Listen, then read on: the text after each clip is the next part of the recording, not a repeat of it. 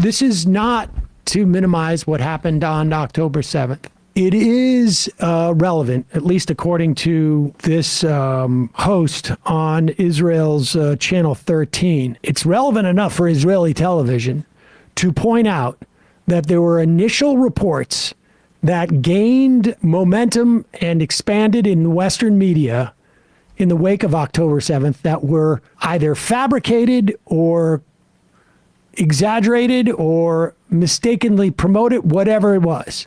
This is all in Hebrew. I'll read the translations. The reason why they're airing this is because it's important to have some accuracy. And I will say this, like we mentioned that, the Israeli government only refers to the Hamas regime. And walking to work today, I saw a sign that said Hamas equals rape. There is no doubt that the nature of the atrocity on October 7th have done a lot of work for the Israeli government's justifying of them killing thousands of children, and innocent men and women for that matter, and for leveling Gaza. And certainly it's done a lot of work for people who are supportive of Israel's, right to defend itself in this manner. And so it's important to parse out what was real and what wasn't. Here it is. This is the first. This is the Israeli host of this show. Good evening to you. Go ahead. We'll be talking about the new hostage deal outline. Will it be able to end the negotiations deadlock? But before that, watch the following footage of the Kafir Brigade commander from Channel 14. We arrive in Kibbutz Be'er, and there I encounter two main images of the battle, apropos of the enemy's brutality. One is a nursery school with innocent children.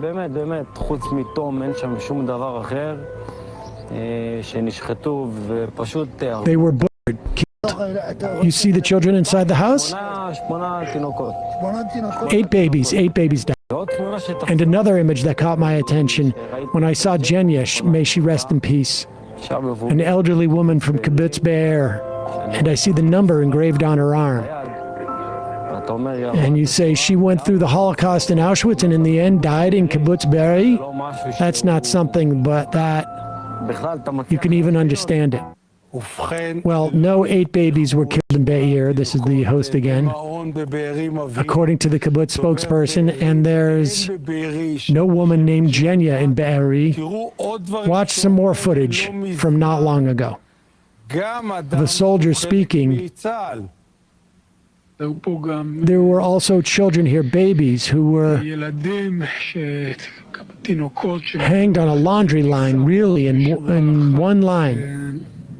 It was very hard to see. When I saw it, it shocked me.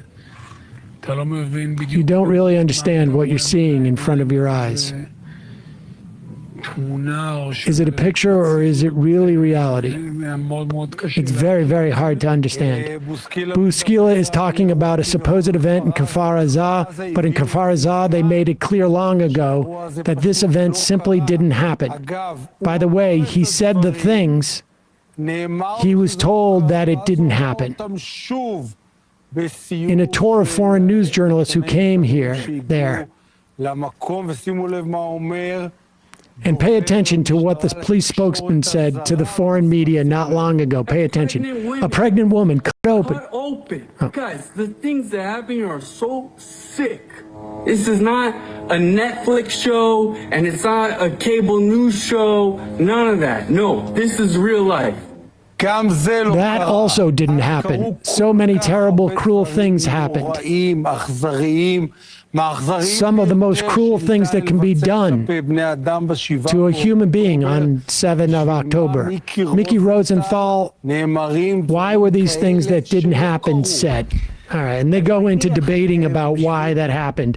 Some of it may be people hear a rumor and they say it like they saw it. Some of these people may be lying. Some of them may have been mistaken as to what happened.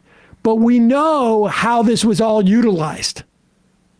It was a way of, foaming the runway, desensitizing people so that there was some justification for the images and for the awareness of what is being done to 2.2 million people, 2.3 million people in Gaza. I mean, the question is too, like, why do you have to make something up when 1,200 Israelis die on a day? Why would you have to make these kinds of outrageous claims up? And it's because the level of death that is being inflicted, the number of Palestinians being killed right now by the tens of thousands, you need to continuously ramp up what the atrocities look like, especially to an audience in the West that they want the West to say, well, what if that happened to us, the collective us, right? Like what people in the US and Germany or the UK that are supporting Israel, what they identify as us, and like, what would that be like for you to see babies hanging on clotheslines? So in order to justify like the completely disproportionate response in death toll numbers in the actual figures, you have to make the atrocities so much more vivid than the numbers would suggest. But like when you bomb somebody, they may burn to death. Children's heads explode. There's I mean, not to mention reports of rape that made people resign, rape Palestinians that made members of our civil service resign already in the previous few months. So how do you make the deaths of Israelis matter more than the deaths of Palestinians, just from a propaganda perspective? You make the deaths more gruesome to the public. And we should also say that, part of it, like the value to the Israeli government of these stories is one thing to the Western media and one thing to also their domestic consumption. Yep. Like, this is, if you're Bibi Netanyahu, you don't want to leave office, make sure that within Israeli society, and there's a lot of other pressures, no doubt, within Israeli society, not to both dehumanize Palestinians and to, essentially prevent these people from feeling any sympathy and the justification going on. I mean, so how this happens is almost like largely irrelevant, but the point is that the people should be aware. There are stories that went around, the justifications are being used to justify this completely disproportionate response. Without even contextualizing this. Put aside, international law says occupied people can fight the occupation in any way necessary, and that occupiers have no right to self-defense in international law. Put that aside. You just look at the disproportionate nature of this, and you can see that it's a slaughter. And now we have the International Court of Justice, and no one, I didn't hear anybody predict 15-2 would be the closest vote. Yeah. Like, you can go and look at like Norman Finkelstein and see what he was predicting wasn't even close to this. Well, I mean, our Mm. guests thought that they would win. I'm sorry, what was? But that's his job, right? But that's his. What was the name of the international human rights lawyer we had on?